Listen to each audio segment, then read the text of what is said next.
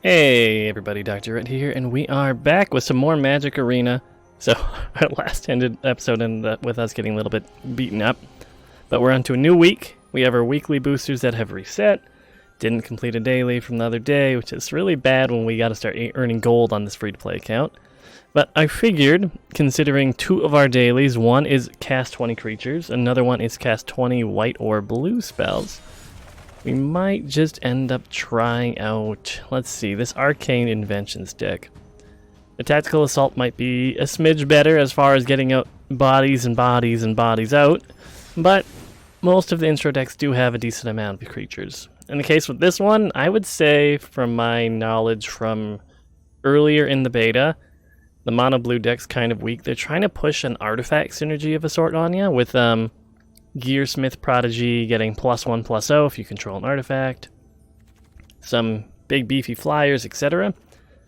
But the artifact synergy that they're trying to get off for you guys is kind of weak. You have a Meteor Golem, it's a high end, it's a removal piece, but there's not going to be much ramp for us. We have some Guardians, which there's going to be some synergy going on, but it's still at its best a 5/5 for 5, which is meh, not that great.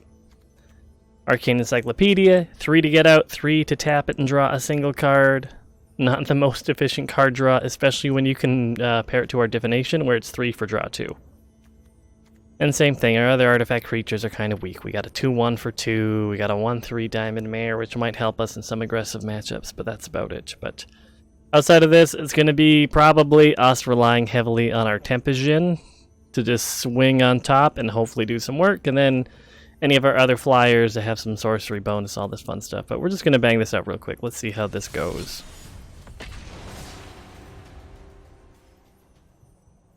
Again, we're playing against real people. Or not. Please hold. Okay, so I conceded that match. We still got our blue orb. We got a turtle. We're just going to let the game slot this in, do its thing. And we're just going to try this again.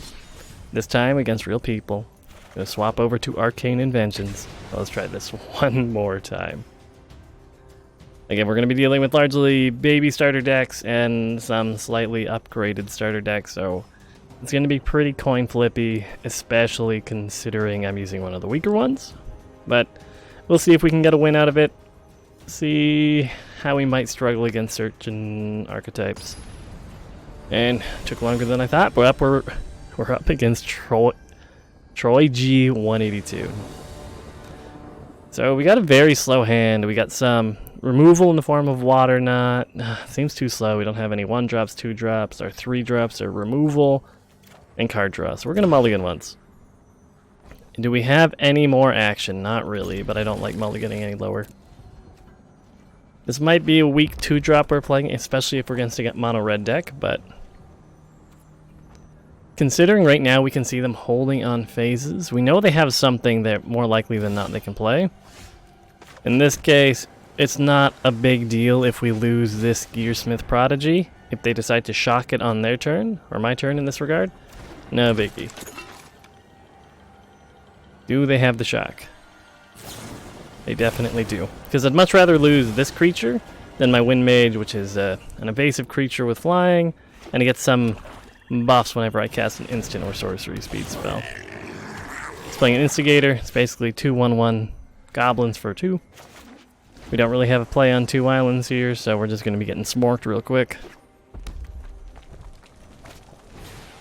Looks like he's splashing a swamp in his, so this might not necessarily be the free-to-play mono red deck. They might have changed it up a little bit, but at least our Wind Mage can trade with any singular one of these unless they have another removal spell.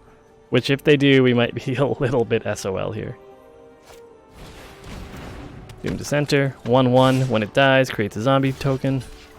Again, we're able to chump block there, trade there, still getting 3 damage through. Think we're just going to Divination here. No sense us swinging in, we're kind of on the back foot right now. Thankfully we drew into a playable, which even at the 1/2 stat line, it should be able to trade just fine with any of the goblins on board. So assuming our opponent here decides to swing in, probably not going to block the Dissenter. A 2/2 is slightly harder for us to deal with right now. And it looks like we are in the same boat as our opponent. He doesn't want to swing into this board and just keep losing board presence. So in this case, it's a 3-2 for 4, and if we had an artifact, we'd draw a card. Not that great. I'd much rather just whip out this 4-4 flyer real quick. And I think we're in this situation where we can just start swinging for 2 in the air, leaving back 2 blockers for now. Our opponent only has 1 swamp out. He could be getting a little bit mana screwed, depending on if he has any double swamp costs in hand. Same thing goes. What we're going to do is keep back these 2 guys, start smoking for 4. Everything on board right now we're able to trade with just fine. Everything blocks what it needs to block. Act of treason. So he's stealing our wind mage from us just for this turn. Thankfully, it's better than him stealing our 4-4, which is tapped. So even if it entered in, I believe... No, it would have untapped as well, huh? That seems like a little bit of a mistake from our opponent here. What I'm going to do is swing with both. And we have the mana to play the Gearsmith Guardian, so it's still a 3-5 on the ground. But, because we have a blue creature, it's a 5-5, artifact as well. Triggers our Gearsmith Prodigy, who's now a 2-2. Doesn't really change much on the board with him, but... a little bit of our artifact synergies coming to play, and we can whip out Scholar of the Star and get a draw because we have the Guardian out. So he's sacking a creature. In this case, I feel like he made a misplay here. He just sacked one of his tokens, where if at least he got rid of the Dissenter, he would have gotten a 2-2 skeleton out of the deal. So maybe a little bit of misplay from our opponent here.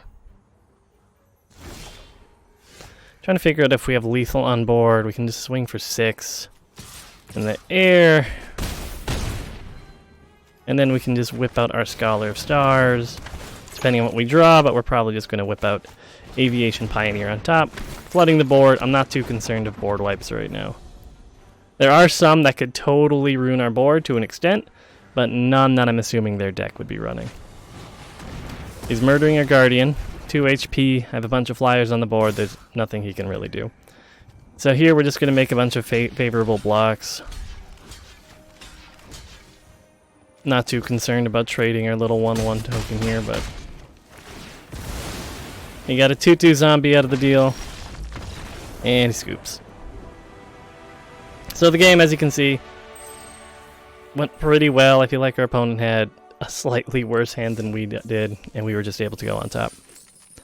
Quick and easy, got our first win, 250 gold, played a bunch of blue spells, etc., and a surprising amount of creatures too. So we're going to get into another one of these, because this went really quick. And who knows, maybe we'll get another level up. Try out, see what options are available for this blue deck for upgrading. If not, we'll just swap over to another deck right after. Maybe this one will be a bit closer of a game. Let's see, we have the 3 mana here. Can technically play Diamond Mare on 2. It's a decent blocker. It's a little slow, but I'm not too concerned. We have something to play on 2. And an evasive creature on 3. Dies to shock, but... okay, we're dealing with someone running red-green. In this case, they haven't put anything on the board yet, so may as well just get our heaviest hitter out currently. And then we can play... might have been a misplay. At least if I had a Diamond Mare out and he plays something bigger. Yeah, it's a bit of a problem for our creeper there.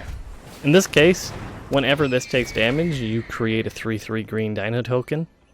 And I'm not really wanting to trade for that, because I would lose my creeper. He'd get a 3/3 out of the deal. It's not the best for us in that regard. Looks like our Wind Mage is about to... yep. Alright.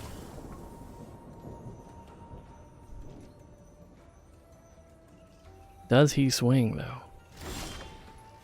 He does not. Okay. So what we have available to us is nothing too crazy. Probably just going to whip out the Diamond Mare.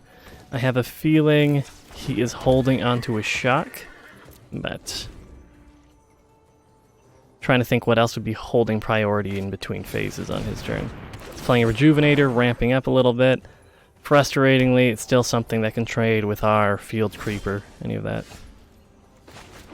But at least we're going to be getting a threat out of this. Getting a 3/5 We don't have a single actual blue creature, just a bunch of our artifacts. So nothing's really doing us any good here.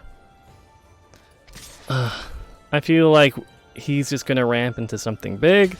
It might be in my best interest just to start trying to clear the board, even though he's going to be getting a 3/3 out of the deal. Even with that, I'm able to block that without issue with the Guardian. I do have to keep in mind, I'm thinking he's holding a shock, and if I just block, it'll be trading 1 for 1, and I'd like to avoid that if I can.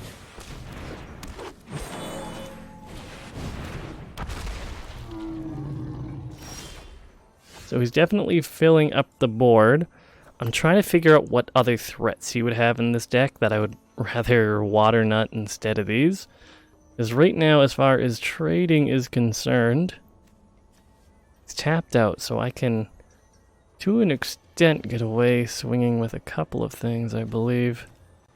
I wish I had a blue creature out. Let's see. Yeah, it's just blue creature, not blue effect. What can I do here? Is it worth it just to shut down the raptor for now? I'm just going to wait, because even if I shut down any one of those creatures outside of the 3/3 there, he can just add the Llanowar and the Elvish Rejuvenator, and I don't currently have the power to trade with it, and that's a big boy. Now that might be something we water nut. Just to stall out for a little. Hello. Do I want to play this now? We're going to get a little bit of healing up our Diamond Mare.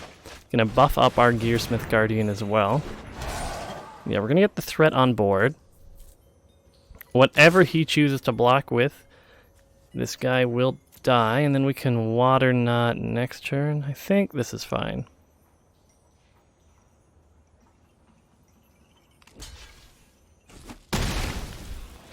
It's chomping with the Rejuvenator. That's fine. Does leave us decently open. So it's a matter of, will he swing with more than just a monster store here? And does he have removal for our elemental? I can see you mousing over it, bud.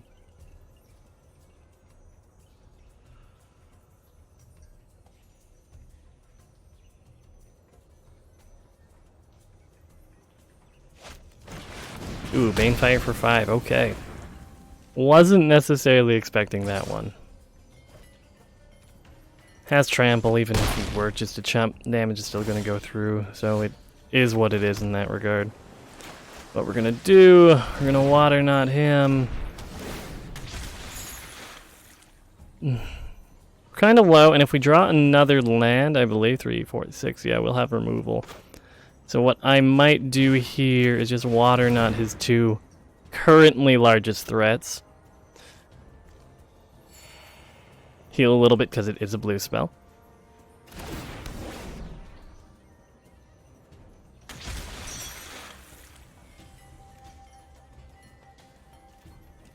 And then let's see how this goes. We're just going to swing in with the Guardian. Damage goes through. He's no longer untapped because of our water knot, unless he has some enchantment removal. This guy here makes all dinos cost 2 colorless less, so if that might be an option for him. So what's our move here? We do have removal in here. We still don't have a blue creature on the field, which is really kind of annoying at this point. I'm concerned with what he could possibly ramp up to. Still has his Llanowar, has this, so no matter what he's playing, he has an additional 3 mana. Could be a Galta. Ah, Carnage Tyrant, that's real bad for us. In this case, this guy has a hexproof, so he can't be targeted by abilities. And when you use Meteor Golem, you have to target a creature with its effect. So this guy is a big issue for us. We technically on board have enough to deal with him, but it's going to be trading a lot. This might be interesting. Let's see how this goes. So this makes creatures on the enemy's board attack. So we're going to be getting swung at pretty quickly. But let's see if we can make some economical blocks here.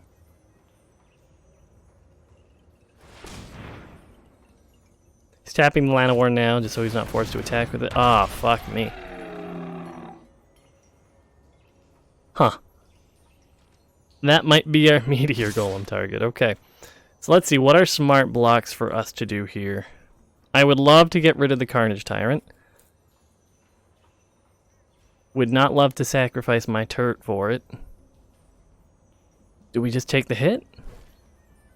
I think we just have to make as economic of blocks as we can here. We can do that there, you here. I think Carney T is just gonna pound us through a turn. Which sounds real bad. And another Land of War, that's whatever. Like I said, we have this Meteor Golem. Gonna be able to, thankfully, get rid of these Ferocidons. As well as have another blocker available. So in this case, what he has on board, the Land of Wars are gonna have to attack, same thing with the Carney T.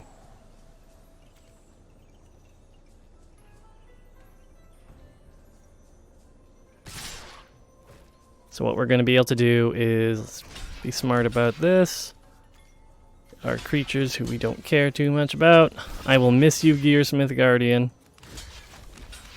I am keeping my Diamond Mare alive. It does less damage, but we might be able to get some life gain off of it.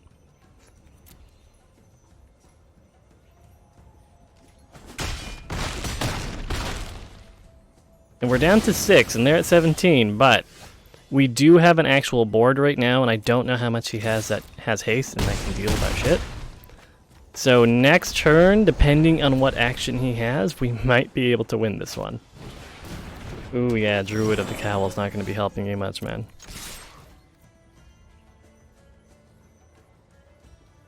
It is going to chump though, so it is going to be able to block any one of our creatures here.